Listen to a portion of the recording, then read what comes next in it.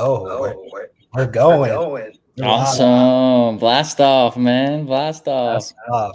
What's good? So it's technically our first time meeting. Yeah, yeah, I know, right? I thought that was pretty appropriate too, right? I was like, hey, might as well. The first Of, time. of It's all course, fresh. of course. So what's your experience?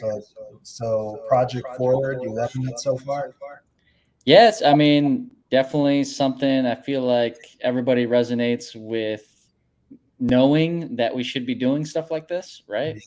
But not actually pulling the trigger. And it's just like that extra push to get everybody out and uncomfortable and having a battle buddy as well to be able to hold you accountable. I think it's a great idea, and I think it's something a lot of us are really going to benefit from. So how about you? Yeah, man, same thing. I always wanted to do a podcast and just never pulled the trigger. I used to do some TikTok stuff and just loved that, but Yeah. got burnt out at the time, and so I just stopped. Yeah. No, yeah, I hear you on that. What were you trying to do a podcast for before? We'll see. And I never pulled the trigger as I didn't know. Like finding my voice has been tough, and this was just that.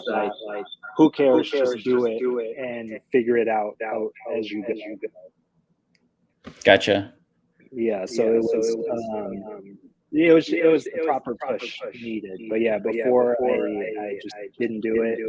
I thought about doing crypto, big into crypto. At least I was for a while, and yeah, so that's what my TikTok says. Oh, okay. Yeah, so I did TikTok videos, but still education at the same time. But yeah, I had fun doing it, so I'm having fun with this too. Nice. So you stopped doing the TikTok for the crypto, right? Is that just kind of with the market being down and all that? It's just the momentum. So I got burnt out trying to keep up with content because I was posting 3-4 times a day and trying to come up with the That's ideas, good. record the videos, all on top of a job. Dang. It was kind of tough. Yeah. And I had originally started it as like an outlet to just have fun and like just express my creative side. Yeah. But it became more of a job than an outlet, so I just stopped. Gotcha. Nice. So the podcast was going to be kind of in that realm you were thinking, or education, updates, just everything crypto, kind of finding my lane, fun stuff. But yeah, it would have been crypto and really NFTs. That's what I was big into, and talking about those. There's always with that, especially with crashing and that sort of thing. Yeah. Yeah, I got pretty big into the NFT space as well. Yeah, I'm sure you lost money, just like me. Yeah. Yep. I was actually pretty proud of myself though, because I kind of went a different route with it. I stuck to the vintage NFTs. Nice. Just for the sole play of blockchains here to stay, and digital assets are here to stay. Yep. And to own some of the very first NFTs or digital assets on a blockchain, first verified through blockchain technology, I just saw it as like the value is going to stay, right? And as the years go by, my 2011, 2012, 2013 digital assets just get older and older and older. Right. And so I am glad, even though like right now, it seems low compared to what it was, back in the day. I know that it's gonna flip itself. Yeah. That's awesome. What's your favorite NFT you got? Man, yeah, I guess I have a couple. So I have the so one of the coolest ones is So I got CryptoPunk, but it's the version 1, the Okay. V1. Yeah. right? Yeah. So I actually ended up picking up, man, what was this guy's name? It was Alex Becker. It sounds familiar. He's like a influencer or whatever. He got pretty big into it. And so it was his, not his V2, because he had a V2 CryptoPunk, but it's the same exact one as a V1. I ended up picking that one up like before the V1s got even popular, right? So yeah, that's probably a big one. And then the second one is it's called a Puni code. It was it was like an emoji. It's an emoji on like a URL. So like one of the first digital assets ever. I'm surprised I was haven't on heard the of it. Namecoin blockchain. Yeah, I haven't heard of it. Yeah. I always did Ethereum. That's why. Right. Yeah. So there's like, dude, there's NFT before Ethereum. There was NFTs on. They didn't call them that back then. Right. There were NFTs on Bitcoin, Namecoin, some other chains. But yeah, that's a big rabbit hole, dude. Like, man, I could go on. So I used to be in sales, and I was selling commercial insurance. I was in personal insurance for a while, but just again burnt out and didn't like it. That's really what it was. I didn't enjoy it, and I got into NFT. I got scammed, lost probably $400. Not much, and the person ended up sending the money back. Oh, snap! Yeah, it was like a Discord hack, and you click the link and you send money to some random wallet. Yeah, and that prompted me to like learn smart contract. Yeah, I'm like, I don't want to get scammed anymore. Let me learn this, and that I actually found a passion for it. Learned how to code, and then ended up getting into tech shortly after. Nice, awesome, dude. So you code? I do. My position now, it's really interesting. So I got hired to be a blockchain developer. Okay. But our company and our team is just R&D. And we do all of innovative tech. We work with AI, metaverse, blockchain, everything. Gaming, like we did a huge project regarding gaming, which you'll probably see soon. Nice. So we touch it all. I haven't actually coded in probably 5 months, but that's basically my job title, software developer. Gotcha. Yeah. Nice. Dang, cool. So the whole crypto path just kind of took you in ways that you never thought you were gonna a path I go down. never thought would happen. Like I literally thought I was the farthest thing from an engineer, get that stuff away from me. But when I actually learned, I really enjoyed it. Yeah, it's cool too because it kind of keeps you up to date and seeing what's going on in that space as well. Because like after FTX went down, I kind of hung on there for a little bit longer, and then then it's just kind of like, hey, get back to what you were doing before, right? So that's what kind of prompted me back into getting back into real estate. Exactly. So how'd you find your start, or what's your real estate journey look like? So I started in 2015. I started with the foreclosure market. I was buying basically when I got out of the military. I started helping my grandfather because he was buying houses on the foreclosure market, and I'd help him whenever he would have a house. I'd go and do some demo for him and help wherever I could. And so I kind of learned everything from him and kind of branched out and did my own thing. So got some houses on the foreclosure market, and then in like 2017, 2018, I think I went like a whole year not getting a house. And so at the same time I was doing all that stuff in the past, I also had a Amazon e-commerce store, and I had a bunch of virtual assistants, and they're all helping me out. And when I went that year, when I went that year without a house, I was like, man, I have to do something. Like I can't just sit here and wait on the market or wait on this foreclosure auctions to kind of fill up. I can't just depend on that for my house. So I started looking into like doing like what wholesalers were doing. You know, I'd always noticed the signs and stuff. So I actually bought Cody Sperber's one of his courses, like just basic courses, and so I was like, okay, I can do this. So I just started. I I meshed the concept of the virtual assistants. I don't remember anybody really doing it much at the time. I'm sure people were, but I meshed the whole virtual assistants with the wholesaling stuff. I got like a little call center going and started doing cold calls with the call center, and then had them set me up an appointment to go out to the house, and I would sit down, and then I would just start, picking up houses that way.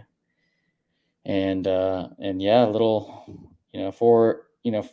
fast forward a little bit, and I'm at like 25, 26 houses now, or Man, transactions. And yeah, so just now that's an I stopped in inspiration. like 2020. Yeah.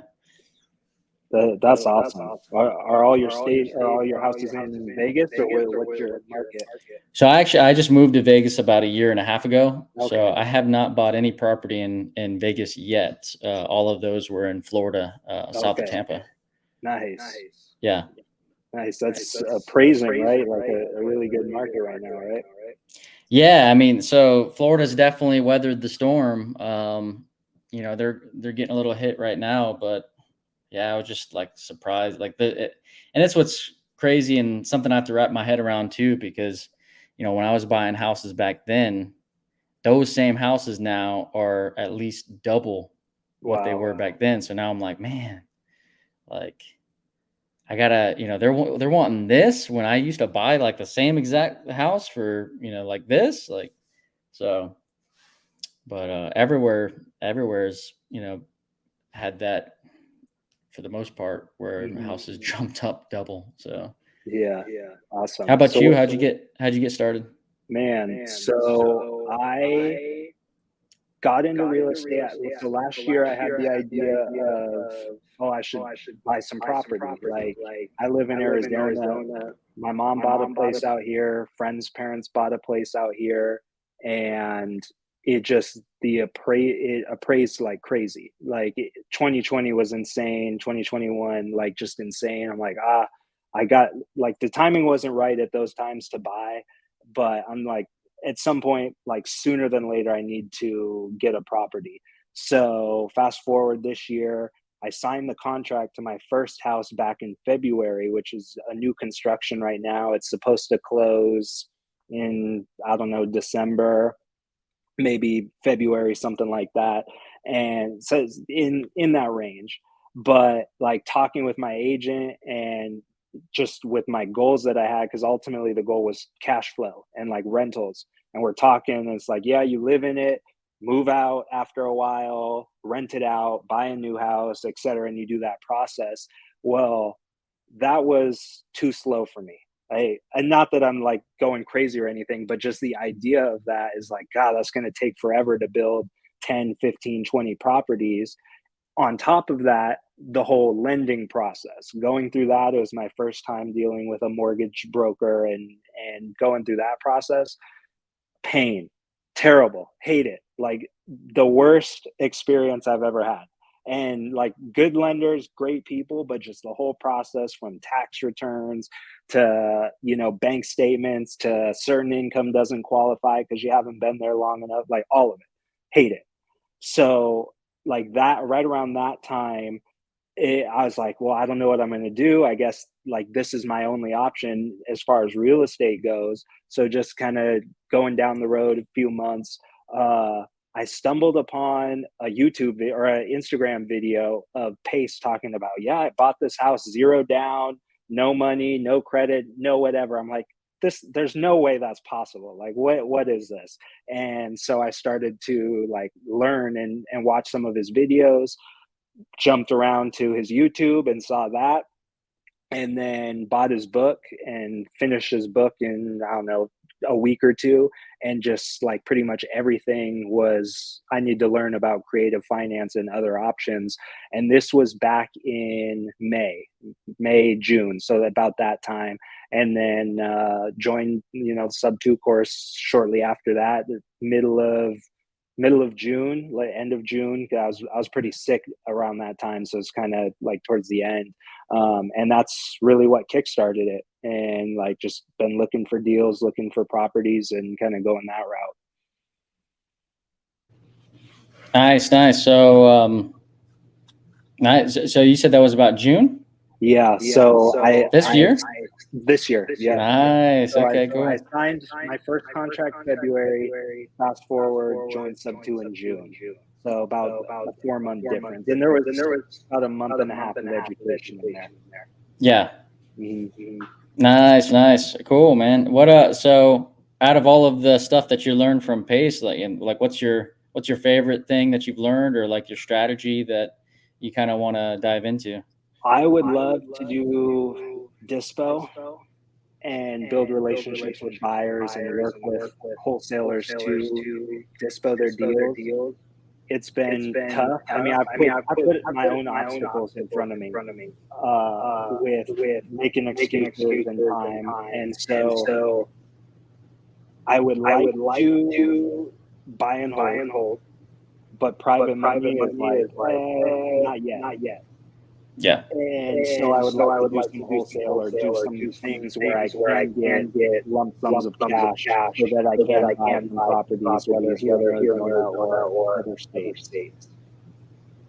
But probably the biggest thing is just the community and the networking. Like everyone's so friendly, everyone's willing to help. Like I probably got 100 contacts in the first month. Yeah. Just because everyone wants to help and collaborate and do stuff together. And so it's just fun. It's just exciting. Yeah, man, I agree. Yeah, definitely love the community, right? And it is where everybody has that mindset, like Pace said, like, hey, let's make some money together, right? Yeah. And having that abundance mindset and knowing that those deals and those opportunities are out there for us to take. Exactly. Yeah, that's cool. What about man. you? What's your favorite thing you've learned, or what's stood out? Man, it's got to be the community, right? Like, actually, when I moved out here, like some of my good friends out here now are, from one of the meetups, right? That's so awesome. It's like I was just helping them. They sold, or they ended up doing a wholesale deal with the property, closed yesterday. So they needed some help. The seller needed some help moving out. So I just met up with them. I have a truck, and help them move some stuff. But like, yeah, just kind of like what you said, with everybody's mindset that's in the course, like everybody's willing to help each other out, collaborate in whatever ways, find deals together, dispo deals, everybody's, it's just such a cool thing, cool network to have, right? That's, you kind of don't see elsewhere. Plus, like the accountability part, right? Like I did all this for the first 5-6 years. I did everything like by myself, right? I was lucky and grateful that my grandfather kind of showed me the path of the foreclosure auctions. But aside from that, he would only do like one a year, right? And from 7 years, I've done over 20 deals. So it's like, I definitely, once I learned that from him, I just took off. But I would say now having like a network and just the people, and then as a Pace as a role model with, just even this right here, like forcing us to, or not forcing, but pushing us, right? It's almost like a force, but it's cool though. It's like everybody needs this extra little push. And it's just cool that we have a mentor like that to get us to that next level, right? Because it's all rising tides raises all ships, right? So Exactly. So yeah, so that's just kind of where I'm at. And I didn't. I think I met Pace in I think it was 2021 or something like that. It was actually in Arizona. It was at the All In event. I don't know if you've heard of those guys. Oh yeah, the All In podcast. So it's like Carlos Reyes. Oh no, I'm thinking of something else.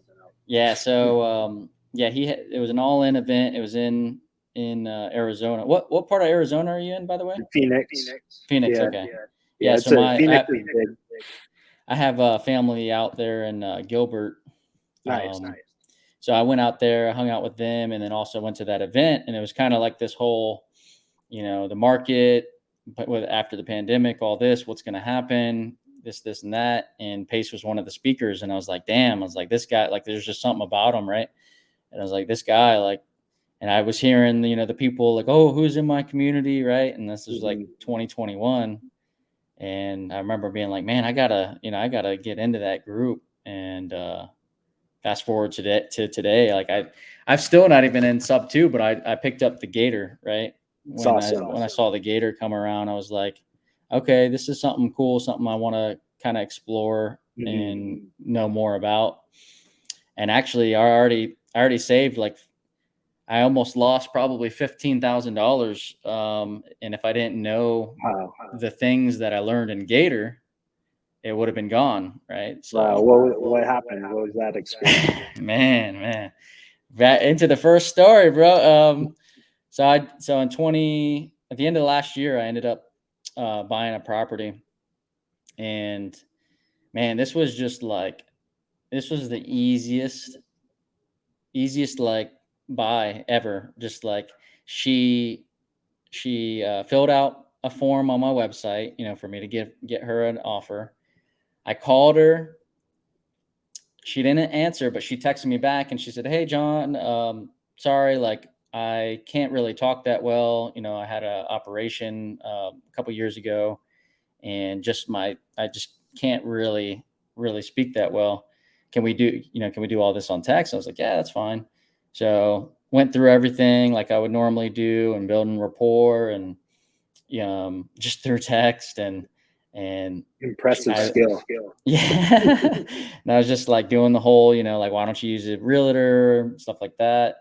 And, she ended up, I guess there was another guy that she was, working with. And I was like, well, how much you looking for? And she was like, well, this other guy offered me 25,000. And she's like, but if you can do it, if you can do better than that, I'll go with you. And I'm like, all right. So I look up the property. It's a mobile home. It's land owned, which you always want to make sure, those are kind of classified as houses if they own the land underneath. And so I looked it up and I'm like, man, this thing's like worth like 90,000, like, with me not even able to, me not even going into it, as is, like, not fully renovated or anything. So I was like, all right, so, well, let me come to the house. Let me see it, cause I'm kind of the person where I've always, with all of my deals, I would always like see it. And also I use that kind of as like really get a good feeling for the property and see what I can do with it. And so I go there and, it's in decent condition. So I looked at it all, and she said if I offered more than 25,000, she'd take it. So I offered her 45,000. Oh, wow. Or 42,000, actually. 42,000, because I just could not go, any lower than that. Like, I looked at everything and I was like, well, if I did this, and this, and I backed it all out, I was like, okay, yeah, I'll do it for 42. And she, of course, signed it immediately. She's like, oh my gosh, yeah, send me the contract. I'll sign it right now. And I'm like, dang, because she just had no idea. Like, and this guy offered her the 25, and she kind of took that as like her base point. Right. And so I did that. She wanted to actually, at the end for closing, she wanted to stay back in the property. It's called a post seller occupancy. So I've never done that before. Like, I've heard just bad things about doing that. I've heard nothing but bad things. Yeah. So I was like, okay, but her reasoning, made sense. Like, she was moving to Tampa, she needed some time to move out, and the money for the moving and all that. So I said, okay, yeah, let's do a seller holdback. It was $15,000 holdback, and I gave her I think it was like 5 weeks. She wanted 4 weeks. I gave her 5 weeks, right? So everything I did was like above and beyond of what she requested. And I remember thinking, I was like, man, I just went through the Gator course. And I remember Pace talking about in some states, even if you have it signed, that they're supposed to release the funds, you have to actually have it to where the wording says, I waive my right to these funds.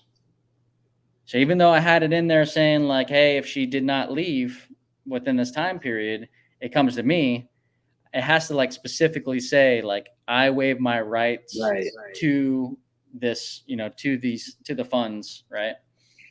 Or to release this amount if I don't move out.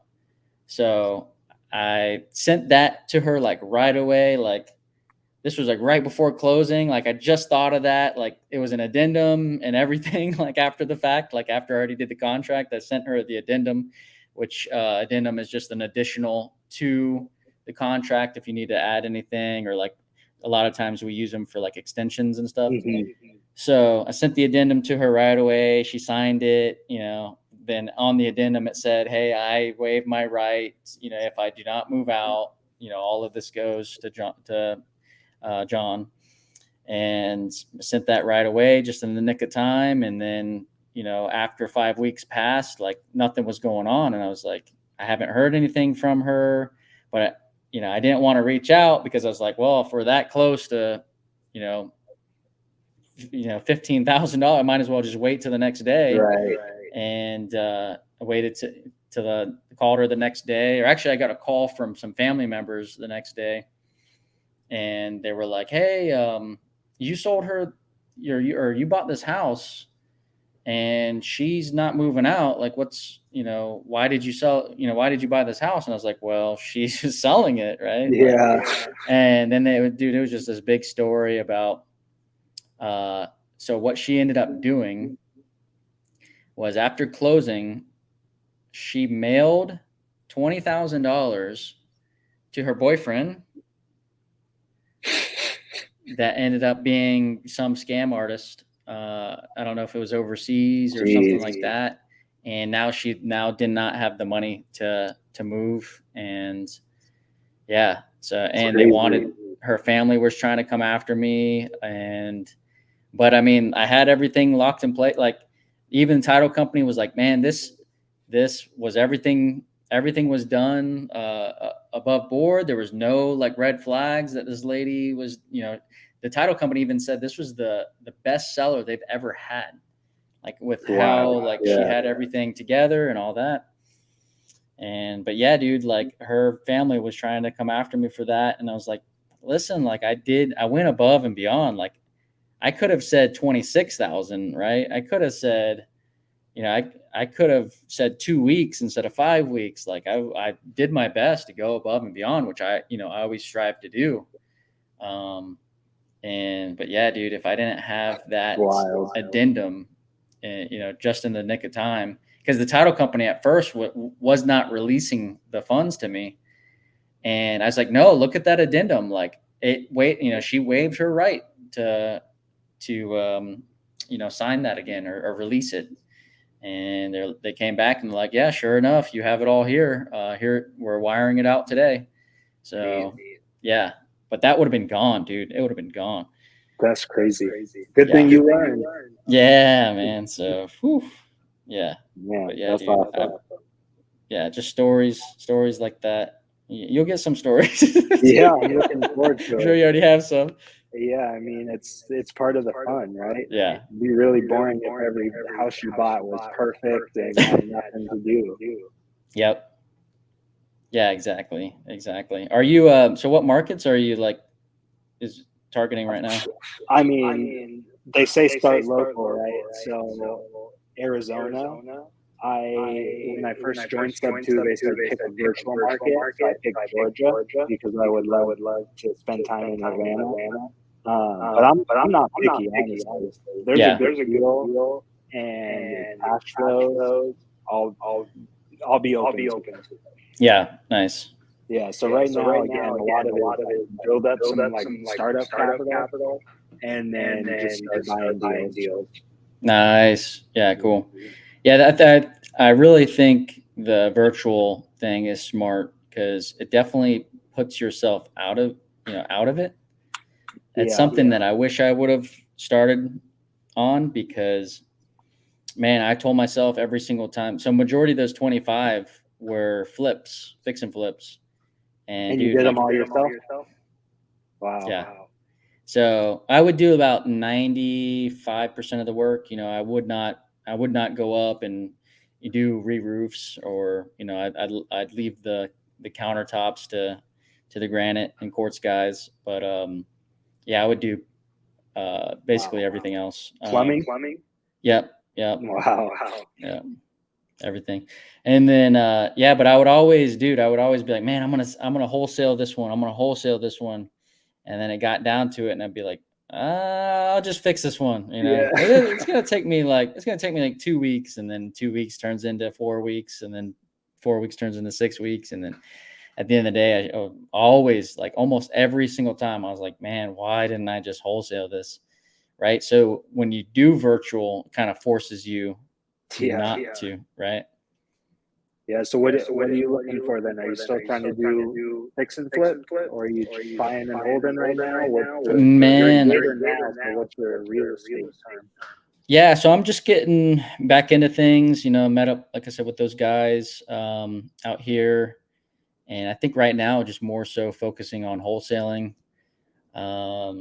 If I could pick up a sub 2 or seller finance that feels smart to keep long term, I think might go that route. I'm still like I was saying, like I'm coming from prices that were before 2020, right? So part of me still like, man, we still have a lot more to go with the price dropping. Because as of right now, it's like, I think the average income to like house payment, I think is like 40% of income to pay for a house. Right. So the only thing that can happen is wages go up or house prices come down. So, or foreclosures go up. Right. Exactly. And that's what would cause it. Right. Yeah. So, I'm still kind of right there, but that's the good thing about wholesaling is, you don't have to, like, you take a lot of risk when you're fixing flipping, because you take on that property. If things started going sideways with wholesaling, it's like, oh, hey, here's to the flipper, or someone that's willing to take that risk. Mm-hmm. Or at the end of the day, you have your inspection period, and if things aren't going well in whatever way, the inspection period basically has whatever clause that you need, if you need to back out, and that would be one of them, right? So yeah, that's kind of what I'm focused on right now, is getting that up and going. Nice. What markets? Right now I started in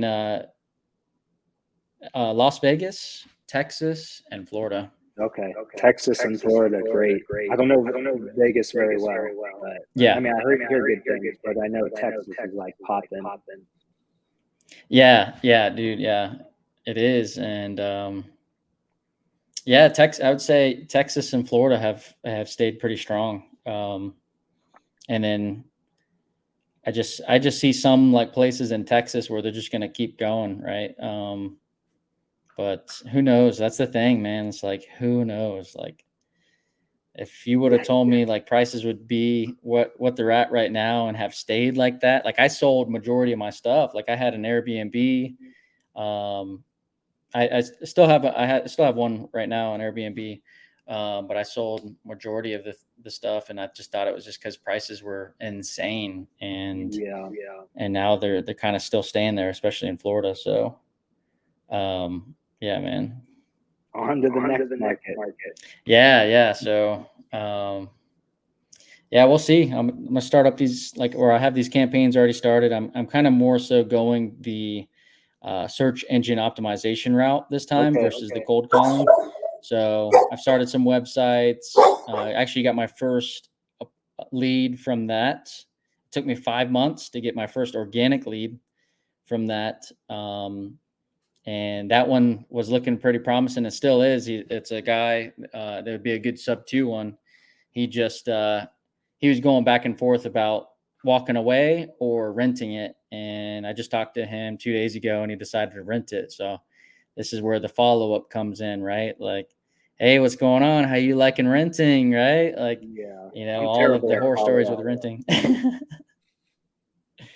So, but that's awesome. Yeah, man. Lots of deals going to come from the SEO. Yes, yeah, and that's how I got that. You know, the mobile home, right? Even though it was an interesting one, but it was like, man, it was because we were looking at some of the statistics, and it's like SEO. SEO has an average like closing of like 22 to I think it's 22 to 27 days of right when they come in, that lead comes in for SEO. The average closing is like 22 days or 27 days or something like that. Wow. And cold calling is like, it's like 81 days or something. Yeah. With all of the closings and history of those. So it's like, dang, man. And then it's like the chasing versus them coming in. But, you know, each one has their ups and downs, right? So of course. You just got to pick one and stay consistent. Yeah, man. That's awesome. Well, I hope a lot of deals come for you. Yes, sir. Yeah, you as well, man. Appreciate it. Yeah. I know we have the other one.